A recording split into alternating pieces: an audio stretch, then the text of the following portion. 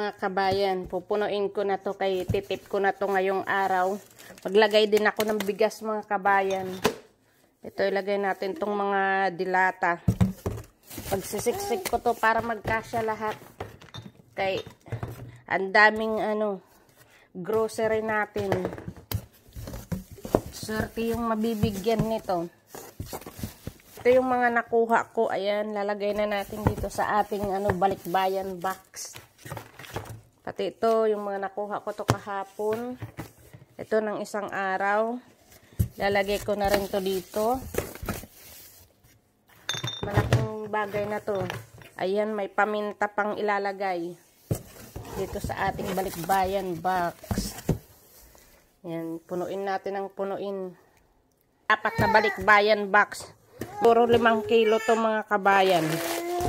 Yung bigas namin to, ilagay ko na. Bibili na lang ako ng bigas ko.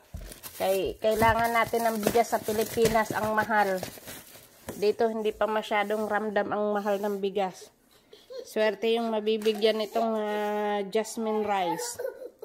Akong folder na coffee, lagay ko na rin dito sa balikbayan box mga kabayan. Pamasko natin sa inyo. Sana magkasya itong mga kabayan para marami akong mailagay. Ang dami. Ititip ko na itong mga kabayan.